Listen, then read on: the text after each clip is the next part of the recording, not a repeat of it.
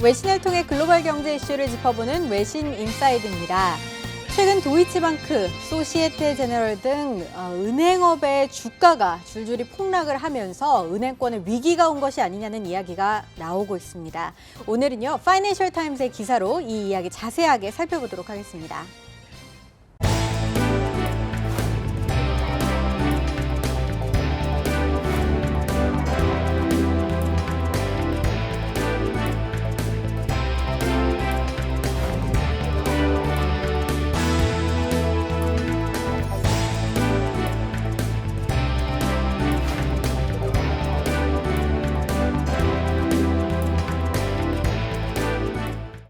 네, 최근 도이치방크의 코코본드 이자 지불 능력을 상실했다는 얘기가 나오면서 2008년 금융위기가 다시 오는 것 아니냐 이런 이야기가 기사로 엄청나게 많이 쏟아졌어요. 그래서 오늘은 좀 은행권 정말 위기에 처한 것인지 한번 이야기를 해봤으면 좋겠습니다. 그렇다면요, 이런 유럽 금융기관의 위기가 이 금융당국의 정책을 잘못 썼기 때문이다라는 이야기가 나오고 있는데 여기에 대해서는 좀 어떻게 생각을 하시나요?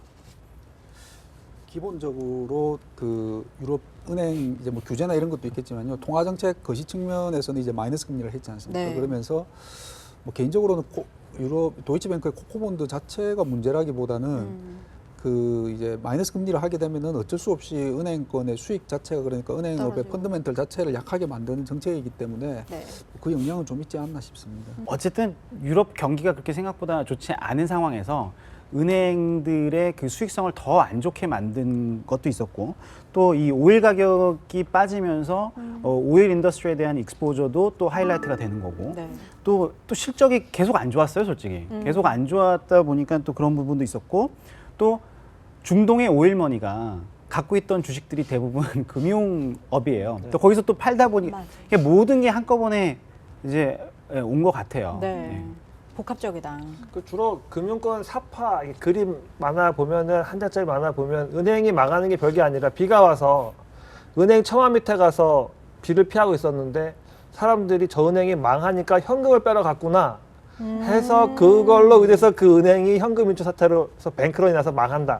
이제 이런 사파가 되게 유명한 것들이 많거든요. 네. 그러니까 한번 의심이 붙으면 그 의심이 더 증폭이 되는 거죠. 그래서 도이치뱅크 같은 경우에는 코코본드 지불 능력이 있느냐 없느냐 이것도 문제지만 실제로 숫자를 언론이나 숫자를 보게 되면 도이치뱅크가 발행한 총 파생 상품의 규모가 유로존 GDP의 대여섯 배가 된다는 거거든요.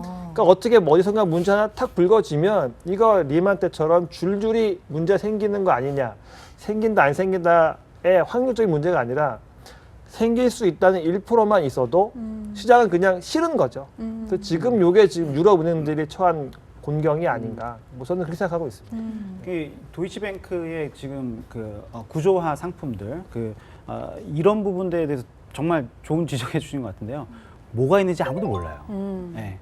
그러니까 이게 디스클로저가 잘 안 되는 부분들이거든요. 네. 그러니까 모르는 거는 투자를 못 하는 거죠. 우선 던져야 되는 거죠. 코코본드 이게 이자 지급 뭐 안 된다 이거가 문제가 아니라 솔직히 이 은행이, 저는 요번에 또 우리가 그때 2008년에 들었던 카운터파티 리스크, 네. 또 이 단어가 나오기 시작하는 거예요. 아, 이거 오랜만에 들어보는 단어인데 또 섬뜩하거든요. 공포감을 줄 수밖에 없는 단어거든요. 그렇죠. 예. 그러니까 지금 상황에서 누가 잘못했느냐 이거를 뭐 보면은 다들 잘못한 것 같아요. 예. 네, 도이치방크에서 시작된 이 코코본드 우려가 좀 은행권 전반으로 확산이 되면서 얘기하셨다시피 이렇게 은행이 부실 우려가 있는 것 아니냐는 뭐 이야기 계속 나오고 있습니다. 진짜 부실해서 정말 망할 수 있을까요? 솔직히 그 유럽 은행들이 많이들 망한 상태예요. 예. 그러니까 NPL이 엄청나게 쌓여 있는 상태고요. 이거를 처리를 안 하고 있는 상태인데 일본이 똑같았거든요. 일본이 부동산 버블이 터지고 나서 NPL을 쌓아두고 이거를 15년 동안 생각을 했어요. 예. 그래서 유럽 은행들도 같은 방식을 지금 생각을 하고 있었는데 네. 문제는 뭐냐면 일본 같은 경우는 은행들이 그래도 돈을 벌었거든요. 돈을 벌면서 돈을 벌어야지 그거를 또 생각할 수 있는 부분인데 네. 유럽 은행들은 지금 이게 보니까 돈 벌 게 없는 거예요. 그렇죠. 그럼 저 NPL은 누가 처리를 하느냐? 막을 수가 없네요. 예. 그런데 이런 상황에서 또 경기가 안 좋아진다. 그러면은 은행들이 진짜 무너질 수도 있겠다라는 생각을 하기 시작하는 거죠. 예. 네. 원래는 이제 그 유럽 쪽에 대한 우려가 사실은 약간 줄어들었지 않습니까? 보면은 그 남유럽 재정위기 터지고 피그스 한참 얘기 나오고 저희 그래서 우스갯소리로 연휴 시작할 때 구정 시작할 때 네. 중국 시장이 안 열리고 하니까 일단 그쪽에 우려는 좀 덜고 뭐 유럽에서 별일이야 생기겠어 저희끼리 막 그런 얘기했거든요. 근데 이제 그 아까 말씀해 주신 것처럼 피그스는 좀 잠잠해졌고 뭐 스트레스 테스트도 했다고 하고 그래서 괜찮았는데 갑자기 유럽 은행에서 터져버리니까 시장에서 더 우려를 하고 그러면 다시 보자 피그스 해가지고 열어봤더니 뭐 포르투갈, 이탈리아 은행들 막 그게 지금 우려가 커지는 것 같습니다. 네, 뭐 잠깐 그 나신생님이 얘기를 해주셨는데요. 이렇게 돈 벌 수 있는 구멍이 없기 때문에 점점 더 악화된다는 얘기를 했는데 이 오늘 칼럼의 저자가 이 파이낸셜 타임즈의 유명한 논설위원 마르틴 울프입니다. 근데 이 사람이 뭐 원자재 가격 폭락도 있고 여러 가지 원인이 있지만 특별히 만성적인 수요 결핍 증후군 때문이다라는 이야기를 했어요. 그러니까 다시 말하면 이 돈을 풀어도 이게 제대로 민간 수요로 창출이 되지 않기 때문이다라는 이야기를 했거든요. 그럼 그거가 심각하게 작용한다고도 볼 수 있을까요? 저는 그 맞는 얘기인 것 같아요. 그러니까 미국 같은 경우는 어쨌든 구조조정을 굉장히 빨리 하면서 잘못된 우리가 진짜 도려낼 부분을 빨리빨리 도려내고 네. 그다음에 퀀터테이티브 이징하고 통화 정책을 굉장히 많이 세게 써주면서 이게 경제가 살아나면서 이게 돈이 돌기 시작했던 거거든요. 근데 거기에는 또 중요한 게 뭐냐면 미국 같은 경우는 캐피털 마켓이 되게 발달돼 있는 거죠. 자본시장이 발달돼 있고 자본시장을 통해서 스타트업이나 이런 데로 돈이 막 들어가는 이런 분위기가 됐는데 유럽은 그렇지가 않아요. 네. 유럽은 뱅크 드리븐 시스템이기 때문에 은행이 돈을 안 빌려주면 경제가 돌 수가 없어요. 은행들이 힘들어하니까 돈이 안 풀리는 거죠. 그러면 돈은 이제 뭐 어쩔 수 없이 리퀴디티 트랩으로 갈 수밖에 없는 그런 부분인데 그거를 돈을 돌게 해주려면은 유럽 같은 경우는 어쩔 수 없이 재정을 써줘야 되는데 네. 이 독일이 계속 반대하니까 뭐가 어떻게 할 수가 없죠. 예. 그리고 재정을 한번 썼다가 남유럽이 이렇게 난리가 한번 곤혹을 겪는 것도 봤고요. 그래서 수요라는 게 수요 부족이 꼭 은행업의 문제를 이제 크게 했다. 은행업뿐만 아니라 전 세계적으로 많이들 나온 얘기지만은 그 마이너스 금리 하면서 대출해 주라고 쓰라고 하는데 뭐 대출해서 쓸 데가 있었어요. 그리고 투자할 만한 게 있고 기대 수익률이 올라가야지 빌려서 그다음에 투자를 하면 거기서 차익을 남겨했던 그것도 안 되고 그래서 이게 뭐 꼭 은행만의 문제라기보다는 전 세계 경제 통화정책 무력화 뭐 이런 게 다 연결되는 부분이 아닌가 싶습니다. 저는 또 다른 측면은 규제를 되게 세게 하고 있다. 그러니까 이를테면 저희가 농담삼아 미국의 SEC, 미국의 정부가 은행들 벌금 때려서 벌어들인 돈으로 아주 되게 짭짤해한다. 뭐 이런 얘기가 있는 거죠. 네. 그래서 이번 4분기, 작년 4분기 유럽 은행 중에 하나는 이익이 좀 좋아졌는데 왜 좋아졌느냐? 소송 비용 덜 나가서 이익이 좀 좋아졌다라는 기사가 나올 정도였거든요. 네. 그러니까 그만큼 그동안에 좀 은행들이 어떻게 보면은 불법이라고 해야 될까요?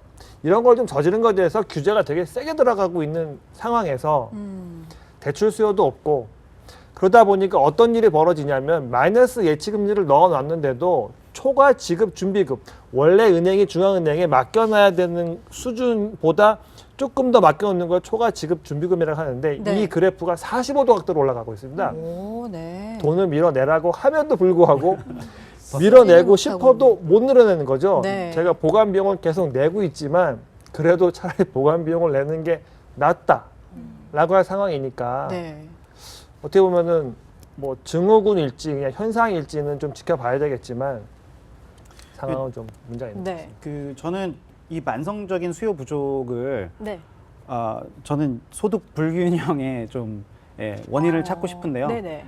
그동안 보면 어쨌든 이 상위 몇 %가 가져가는 돈이 되게 많거든요.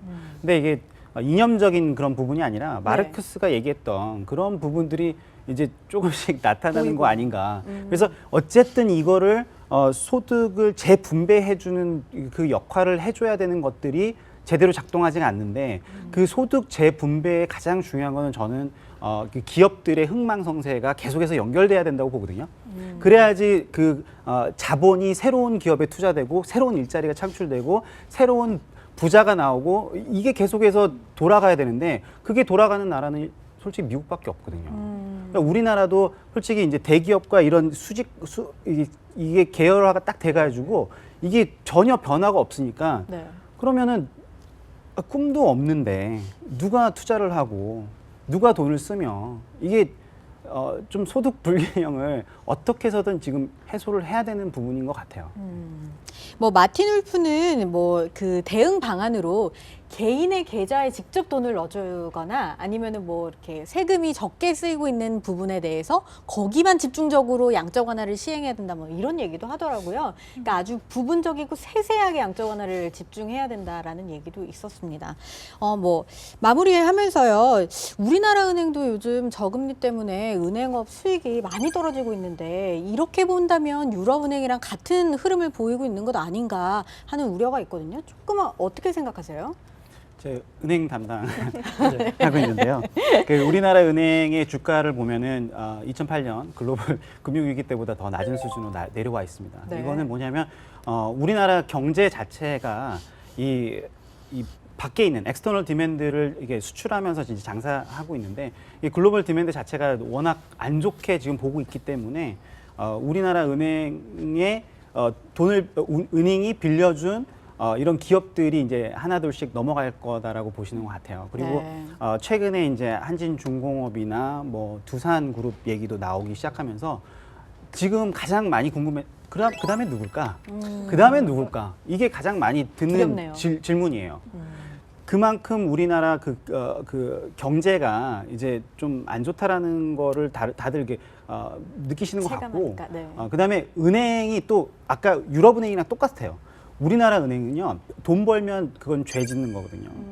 이게 언론도 그렇고 정부도 그렇고 무조건 은행은 돈 벌면 안 되는 곳으로 지금 생각해요. 인식이 자꾸 바뀌고 그래서 그럼 아까 유럽은행이랑 비슷한 거죠. 우리가 안 좋은 자산, NPL들을 처리를 해야 되는데 돈을 못 보니까 처리를 못 하는 거예요. 그러면 어떻게 해야 되냐면 오히려 대출을 회수합니다. 이 회사가 안 좋을 것 같으면 조금이라도 이게 만약에 부실이 생길 것 같으면 그냥 대출을 회수해요. 그런 모습들이 지금 나타나고 있거든요. 은행이 돈 버는 거는 이건 죄라고 생각하는 그런 이런 분위기 때문에 네. 우리나라 은행들도 그렇게 가고 있다는 거예요. 네. 오히려 더 결핍 상태가 일어날 수 있겠네요. 네. 네, 오늘 준비된 소식은 여기까지입니다. 다음 시간에도 저희 더 알찬 소식으로 여러분 찾아뵙도록 하겠습니다. 감사합니다.